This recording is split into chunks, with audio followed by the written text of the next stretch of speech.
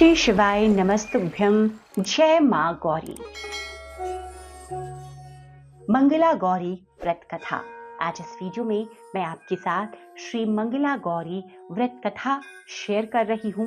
अगर आप भी इस श्रावण मास से मंगला गौरी व्रत धारण करना शुरू कर रहे हैं तो यह वीडियो आपके लिए बहुत ही लाभकारी होगा। तो प्रेम पूर्वक सभी भक्त माता मंगला गौरी का ध्यान कर उनके नाम का जयकारा लगाते हुए इस कथा का श्रवण करेंगे। मंगला गौरी व्रत कथा प्रारंभ।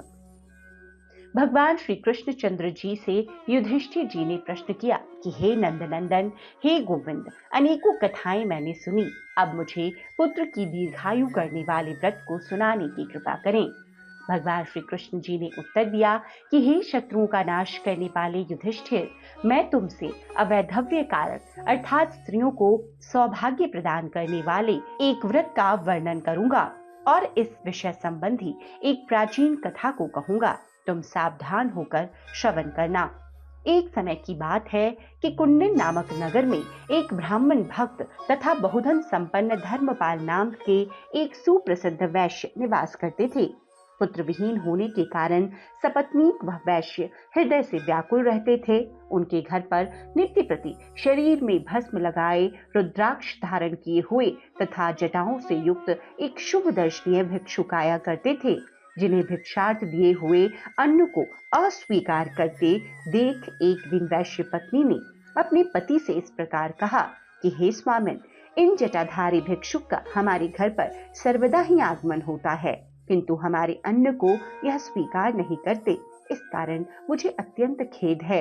यह सुनकर वैश्य धर्मपाल ने कहा कि हे प्रिय, यदि भिक्षा मांगने के लिए फिर कभी वो भिक्षुक आवे तो हे निष्पापे, तुम सुवर्ण आदि से अलंकृत होकर गुप्त रीति से दूसरे वस्त्र में अर्थात झोली में सुवर्ण प्रदान करना। तदंतर उस वैश्य पत्नी ने पति के कहे अनुसार वैसा ही किया। इस पर उस जटाधारी ने शाप दिया कि तुम संतान विहीन हो जाओ। भिक्षुक के इस वाक्य को सुनकर वह स्त्री दुखित होकर बोली कि हे स्वामिन, आपने मुझ पापन को शाप दिया है, शीघ्र ही इससे मेरा उद्धार कीजिए। ऐसा कहकर दीन वचन बोलते हुए वैश्य पत्नी ने उन भिक्षुक के दोनों चरणों की वंदना की। जटाधारी भिक्षुक ने कहा कि हे पुत्री, मेरी आज्ञा अनुसार अपने पति के समीप जाकर कहना कि नीले वस्त्रों को पहन नील वर्ण के घोड़े पर सवार हो जंगल की ओर प्रस्थान करे। जहां पर उनका घोड़ा रुक जाए उस भूमि को खोदे। खोदने पर उन्हें पक्षियों से युक्त मृग तथा वृक्ष समूहों से वेष्टित सुवर्ण से रचा हुआ माणिक इत्यादि विविध रत्नों से शोभित तरह तरह के फूलों से युक्त एक रमणीक देव मंदिर दृष्टिगोचर होगा, जहां पर भक्तजनों पर कृपा करने वाली जगत माता भवानी विराजमान है। उन्हीं भवानी की तुम्हें मन से विधि पूर्वक आराधना करनी चाहिए, वे ही तुम्हारा उद्धार करेंगी। भिक्षुक के इस प्रकार आनंददायक वचन सुनकर उस वैश्य पत्नी ने बारंबार भिक्षुक के चरणों में मस्तक नपाया। उसी समय वह जटाधारी भिक्षुक अंतर्हित हो गए। तब वैश्य पत्नी ने कहा कि हे स्वामिन, यहाँ आइए और भिक्षुक ने जो कुछ कहा है उसे आदर पूर्वक श्रवण कीजिए। उस भिक्षुक ने जैसा कहा था वह उसने अपने पति को कह सुनाया। वैश्य ने भी आदर पूर्वक सब कुछ सुनकर नीले वस्त्रों को पहन नीले घोड़े पर सवार होकर वन की ओर प्रस्थान किया। रास्ते में विविध प्रकार के वृक्षों को देखकर वैश्य भयभीत हुए। इसके अतिरिक्त मृग, सिंह, दांत वाले पशु, शूकर इत्यादि पशुओं को देखकर भी वो रास्ते में भय से व्याकुल नहीं हुए। अंत में लाल तथा नील वर्ण के कमल तथा चकवा चकवी पक्षियों से सुशोभित एक सुसज्जित जलाशय को देखा और उसमें अच्छी तरह स्नान, तर्पण आदि नित्य क्रिया संपन्न की। फिर घोड़े पर सवार होकर गहन वन की ओर चले।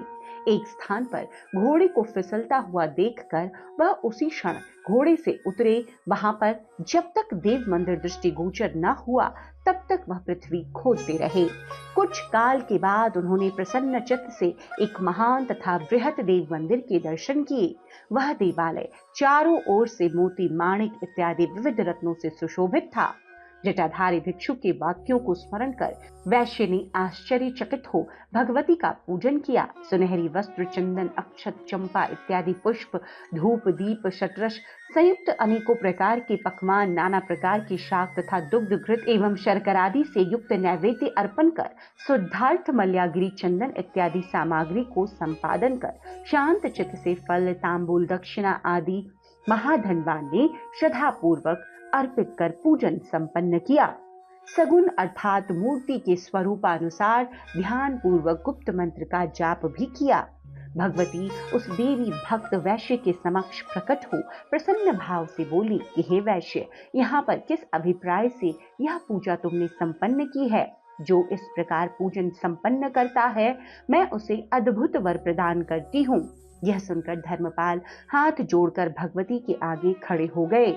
श्री भगवती ने कहा कि हे धर्मपाल, तुमने मेरी बहुत ही अच्छी प्रकार से पूजा की है। हे निष्पाप, हे मेरे भक्त, वर मांगो, मैं तुम्हें बहुत धन प्रदान करूंगी। धर्मपाल ने कहा कि हे देवी, आपकी कृपा से मेरे पास बहुत धन संपत्ति है, किंतु पुत्र विहीन हूँ। इसीलिए पितरों के उद्धारक एक उत्तम पुत्र प्राप्ति की अभिलाषा करता हूँ। एक भिक्षुक मेरे गृह आते हैं, किंतु मेरे अन्न को स्वीकार नहीं करते, इसीलिए सपत्नीक मुझे अत्यंत दुख है। इस प्रकार वैश्य के दीन वचनों को सुनकर भगवती ने कहा कि हे धर्मपाल, तुम्हारे भाग्य में सुखदायी पुत्र नहीं है, तो भी विधवा होने वाली कन्या, अल्पायु पुत्र अथवा नेत्र विहीन दीर्घायु पुत्र, इन तीनों में से किसी एक वर की याचना करते हो। धर्मपाल ने कहा, मुझे अल्पायु पुत्र ही प्रदान कीजिए। मैं अपने को कृत्य समझूंगा, क्योंकि इससे नरक स्थित पितरों का उद्धार करने में समर्थ होऊंगा। श्री देवी ने कहा कि मेरे बगल में संस्थापित श्री गणेश जी की नाभि पर चढ़कर उनके पार्श्व में स्थित चमत्कार पूर्ण आम के फल को ले जाकर अपनी धर्म पत्नी को प्रदान करना, इससे निसंदेह पुत्र उत्पन्न होगा। इस प्रकार देवी के वचन को सुनकर वह वैश्य उनके बगल में जाकर गजबदन की नाभि पर चढ़ने से मोह को प्राप्त हुआ। फल को उतार लेने के बाद उसे पुनः दूसरा फल दृष्टिगोचर हुआ। इस प्रकार बारंबार फल उतारने पर भी उसे एक अन्य फल दिखलाई देता रहा। तदंतर क्रोधित गणपति जी ने धर्मपाल को शाप दिया कि 16वां वर्ष प्राप्त होते ही तुम्हारे पुत्र को सर्प डसेगा। धर्मपाल अच्छी तरह फल को वस्त्र में बांधकर अपने घर की ओर चल दिया। घर पहुंचकर उसने अपनी भार्या को फल दिया। उस पतिव्रता ने उसे भक्षण कर लिया। अपने पति के संयोग से उसने गर्भ धारण किया और 9वां मास पूर्ण होने पर उत्तम पुत्र को उत्पन्न किया। पिता ने चित्त में संतुष्ट होकर जात कर्म संस्कार किए। 6ठे दिन में षष्ठी पूजन हुआ। 12वें दिन में नामकरण संस्कार में उसका शिव नाम रखा। 6ठे दिन में अपूर्व अन्नप्राशन संस्कार किया। 3य वर्ष में चूड़ा कर्म तथा 6ठे वर्ष में हे युधिष्ठिर, वैश्य ने उस पुत्र का उपनयन संस्कार कर ब्राह्मणों को भी संतुष्ट किया। जिस विप्र ने यज्ञोपवीत प्रदान किया वह संतुष्ट चित्त हुआ। पुत्र ने जब 10वें वर्ष में प्रवेश किया तब पतिव्रता ने अपने पति से कहा कि बालक का विवाह भी अक्षय मुहूर्त में कर देना उचित है। धर्मपाल ने कहा, मैंने संकल्प किया हुआ है कि बालक जब श्री काशी धाम से विश्वनाथ का दर्शन कर लौटेगा तब उसका विवाह संस्कार संपन्न किया जाएगा। ऐसा कहकर उसने साथियों तथा मामा सहित बहुत सारा धन देकर अपने पुत्र को काशीपुरी के लिए रवाना कर दिया। मार्ग में सद्धर्मों का आचरण करते हुए वे प्रतिष्ठापुर में पहुंचे। उस रमणीक नगर में उन्होंने कुछ कन्याओं को परस्पर खेलते हुए देखा। उस कन्या समूह में गौर वर्णा सुशीला नाम की एक कन्या भी थी। उसके साथ किसी सखी का झगड़ा हो गया और वह उस कन्या को बारंबार हे रणले, हे अभागे इस प्रकार संबोधन करके गाली देने लगी। सुशीला ने कहा कि हे सखी, तुमने मुझे व्यर्थ में ही गाली दी है। चूंकि मेरी माता मानवती मंगला गौरी व्रत का आचरण करती हैं, उस व्रत के प्रभाव से संपूर्ण संबंधिनी प्यारी महिलाएं आजन्म विधवा नहीं हो सकती, फिर उसकी कन्या के विषय में कहना ही क्या, अर्थात वह तो विधवा हो ही नहीं सकती। यह सुनकर सहसखी बोली कि हे भागिनी, इस व्रत के प्रभाव को निश्चय ही वर्णन करो कि जिस व्रत का धूप गंध आदि से भी यत्र पूजन करने से सुख की प्राप्ति होती है। इन वाक्यों को सुनकर आश्चर्यचकित नेत्रों से बालक का मामा उसकी हित चिंता करने लगा कि यदि इस कन्या के हाथ से इस बालक के ऊपर अक्षत पड़ जाए तो यह 100 वर्ष की आयु को प्राप्त कर लेगा। आश्चर्यचकित नेत्रों से वह उस सुशीला को देखने लगा। सुशीला के घर की ओर प्रस्थान करने पर उन्होंने भी उसका अनुसरण किया। वह गौरांगी अपने घर में प्रविष्ट हुई तथा उन दोनों व्यक्तियों ने उनके घर के निकट ही एक अच्छे जलाशय के किनारे सुंदर स्थान में डेरा डाला। विवाह का समय प्राप्त जान सुशीला के पिता हरि ने अपनी कन्या के विवाह के लिए चेष्टा आरंभ की तथा हर नामक वर के साथ उसका संबंध करना निश्चित किया। हर के माता पिता ने अपने पुत्र को विवाह हेतु असमर्थ जान शिव के मातुल के पास पहुंचकर विनय पूर्वक शिव को मांगा। वर के माता पिता ने कहा कि हमारे हर पुत्र का विवाह हरि की शोभना कन्या सुशीला के साथ निश्चित हुआ है, किंतु सुशीला के लिए यह असमर्थ मालूम पड़ता है। इसीलिए हे श्रीमान, लग्न काल के लिए आप कृपा कर शिव को प्रदान करें। लग्नोत्तर हम लोग पुनः शिव को लौटा देंगे। मामा ने कहा कि प्रियभाषी शिव को आप लग्न काल में अवश्य ले लीजिएगा। तत्पश्चात मुहूर्त उपस्थित होने पर शिव का विवाह सुसंपन्न हो गया। उसी रात्रि चक्र में सुशीला के साथ शिव ने शयन किया। उस रात मातृ रूप से मंगला गौरी स्वप्न में प्रकट होकर पतिव्रता सुशीला से कल्याण युक्त वाणी बोली कि हे गौरांगी सुशीले, तुम्हारे पति को डसने के लिए महाभयंकर सर्प उपस्थित हुआ है। उठो और उसके समक्ष दुग्ध रखो, एक घट भी स्थापित करो, वह उसमें प्रविष्ट हो जाएगा। तब तुम अपनी साड़ी के पल्ले से उसका मुंह बांध देना। प्रातः काल उठकर वह शुभ बायना अपनी माता को दे देना। इस प्रकार श्री मंगला गौरी के वचन सुनकर सुशीला उसी क्षण उठ बैठी और अपने आगे पुकार करते हुए एक महाभयंकर काले सर्प को देखा। श्री गौरी की कथनानुसार उसने सब कार्य किए और फिर निद्रावस्था में हो गई। तब निकट सो रहे वर ने सुशीला से कहा कि मुझे अत्यंत क्षुधा लगी है, मुझे भोजनार्थ लड्डू इत्यादि मिष्ठान शीघ्र दो। ऐसा सुनकर सुशीला एक पात्र में लड्डू इत्यादि कुछ मिष्ठान लाई। शिव ने भोजन कर उस पात्र में अपनी अंगूठी रख दी। उसके अनंतर उस सुंदर वर ने किसी गुप्त स्थान में अंगूठी सहित उस पात्र को छिपा दिया। सब रहस्य जानने वाले उस शिव ने उसी कौतकागार में सुखपूर्वक शयन किया। प्रातः काल होते ही शिव अपने निवास स्थान पर आ गया और सुशीला ने स्नान आदि कर शुद्ध होकर वह बायना अपनी माता को समर्पण कर दिया। माता ने उसके भीतर एक उत्तम मोतियों का हार देखा। अत्यंत प्रसन्नचित हो उसने वह हार अपनी प्रिय कन्या को प्रदान कर दिया। उसके बाद कन्या सुशीला ने चरणों को धोते हुए माता से कहा कि हे जननी, शिव ही मेरे पति हैं। यह सुनकर कन्या के पिता हरि ने आश्चर्यचकित होकर मंगल दर्शन शिव से पूछा कि हे शिव, क्या आपका कोई चिन्ह यहाँ पर है? मुझसे कहो और दिखलाओ। हरि के वचनों को सुनकर शिव प्रसन्न चित्त होकर उनके घर में यह कहते हुए प्रविष्ट हुए कि मेरा चिन्ह उपस्थित है। कमरे में प्रविष्ट हुए और उस पात्र को आदर पूर्वक शिव ने लाकर दिखलाया जिसमें उन्होंने मिष्टान भोजन किया था। हरि ने उस पात्र को देखकर कन्या सुशीला को शिव को समर्पित कर दिया। इसके अतिरिक्त बहुत धन, वस्त्र, रत्न, सुवर्ण इत्यादि प्रदान किया। सुशीला को लेकर तथा गरीबों को धन वितरित करते हुए उन दोनों ने प्रस्थान किया।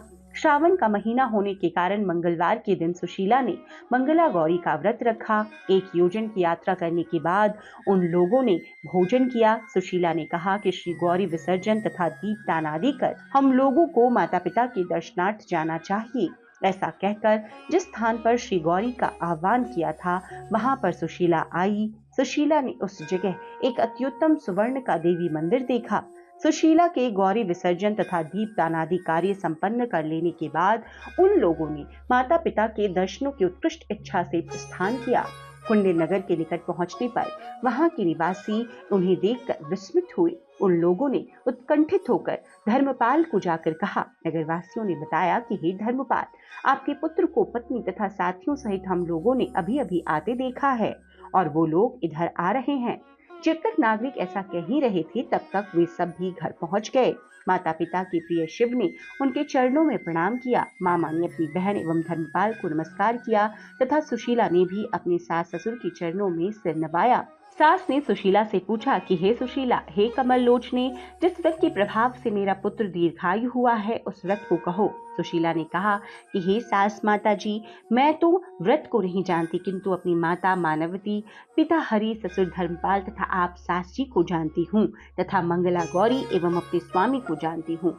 ऐसा कहकर सुशीला ने अपने हृदय में आनंद का अनुभव किया। श्री कृष्ण जी कहते हैं कि हे धर्मराज युधिष्ठिर, इस कारण स्त्रियों को यह व्रत सदैव करना चाहिए। युधिष्ठिर जी बोले कि हे कृष्ण, व्रत का फल मैंने सुना, अब आप इसकी विधि कहिए। कृष्ण जी ने कहा कि विवाह के प्रथम वर्ष से आरंभ कर 5 वर्ष प्रयत्न श्रावण के महीने में चारों मंगलवार में यह व्रत करना चाहिए। प्रथम वर्ष में माता के घर, तदंतर पति के गृह में स्त्रियों को आदर पूर्वक व्रत पालन करना चाहिए। प्रथम वर्ष में उत्तम व्रत का संकल्प कर सुंदर पीठ स्थापित कर उसके आगे मंगला गौरी की स्थापना करनी चाहिए। गेहूं के आटे का एक बड़ा दीपक बनाकर घृत से भरकर तथा एक शिला और छोटा पत्थर गोधूम पिष्ट से रचकर रखें। इस दीपक में 16 सूत्रों से निर्मित बत्ती जलावें तथा गंध पुष्पादि से षोडश उपचार करके मंगला गौरी का पूजन करें। 16 की संख्या से तथा 5 बिलपत्रों से मंगला गौरी का पूजन कर अंग पूजन करना चाहिए। धूप दीप नैवेद्य समर्पण कर बायना संकल्प करना चाहिए। ब्राह्मण माता कुल चारानुसार सास तथा अन्यों को भी श्रद्धा पूर्वक लड्डू, चोली, वस्त्र, फल तथा दक्षिणा से युक्त वायना देना चाहिए। 16 दीपकों से आरती करनी चाहिए तथा लवण रहित अन्न का भोजन करना चाहिए। रात्रि में जागरण कर प्रातःकाल स्नान आदि कर शांत चित्त से मंगला जी का विसर्जन कर तथा क्रम से दीप दान आदि करना उचित है। पति की दीर्घायु की अभिलाषा करने वाली स्त्रियों को इस प्रकार 5 वर्षों तक यह व्रत करना चाहिए। युधिष्ठिर जी बोले कि हे केशव, इस व्रतराज के उद्यापन की विधि का भी वर्णन कीजिए, क्योंकि बिना उद्यापन के व्रत तो निष्फल कहा गया है। श्री कृष्ण जी ने कहा कि पंचम वर्ष प्राप्त होने पर शुभदायक उद्यापन करना चाहिए। श्रावण मास के मंगलवार के दिन व्रत करने का विचार कर प्रातःकाल उठकर स्नान आदि क्रियाओं से भली भांति निवृत्त होके उद्यापन हेतु संकल्प करें। वेद वेदांग के ज्ञाता आचार्य को वरण करें। 4 केले के स्तंभ तथा द्वार युक्त घंटा तथा चमर युक्त मंडप निर्माण करें। बीच में 5 वर्णायुक्त चंदन लगाना चाहिए। मंडप के बीच में चतुराष्ट वेदी का निर्माण करें। चांदी की बड़ी शिला तथा सुवर्ण का परस्पर निर्माण करावें। उस वेदी पर 5 रंगों से लिंग तो भद्र मंडप की रचना करनी चाहिए।